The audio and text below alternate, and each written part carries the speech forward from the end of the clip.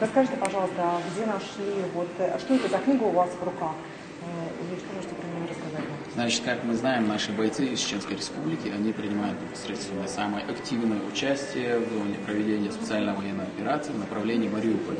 В частности, на территории завода «Азовсталь». На окрестностях территории они уже начали штурмовать этот завод. Сегодня мы были там с нашими коллегами, и один из наших бойцов передал нам некоторые нашивки, и в частности вот эту книгу. Эта книга, она очень символична. Мы можем проводить вот такую аналогию. Книга называется «Исламская держава». «Исламская держава». Здесь методичка для представителей иблийского, мы называем иблийским государством, ни в коем случае не исламское, потому что это государство, эта организация, она не имела ничего общего с исламом, с чистым исламом.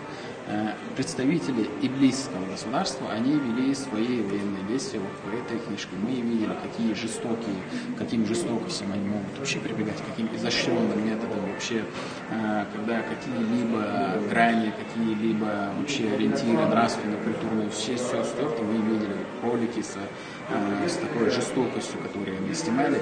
И сейчас мы узнаем с большим интересом, что к тем же вот этим приемам, которые применяли в иблийском государстве, прибегают сейчас здесь представители националистических батальонов. Значит, эта книга, она переведена на украинский язык. Здесь методические все приемы действия иблийского государства переведены на украинский язык. И националисты, бандеровцы и другая вот эта нечисть из этих нацистских батальонов, они, оказывается, следовали вот этой методичке. Что мы видим? Я лично общался с детьми, которые находятся в Республиканском травматологическом центре, с детьми с огнестрельными ранениями в спину. Они были в зоне окружения, как живой щит их использовали в Мариуполе, бандеровцы. И когда они с родителями попытались выйти из этого плена, им бандеровцы и фашисты, они стреляли в спину. У детей огнестрельные ранения в спину. Маленькие дети, я с ними общался, которые лишились конечностей с тяжелейшими ранениями. Мы видим другие ролики, которые распространяются в социальных сетях, когда эти фашисты, когда эти люди они не имеют ничего святого, они не имеют... Вопрос, Да. Чтобы мы сразу к делу. А эти пули в спину, как сопряжаются с этой книгой и методикой? Это система иблийское государство придерживалось той же системы, когда они пытались всячески навести страх, в том числе на мирное население. Мы слышали здесь от наших бойцов в Мариуполе, когда представители этих нацистских батальонов загоняли всех мирных жителей в один дом, жилой дом, а жильцов с противоположного дома расстреливали на глазах у этих мирных жителей. Тем самым они нагоняют страх, они нагоняют ужас на всех, кто увидит вот эту картину.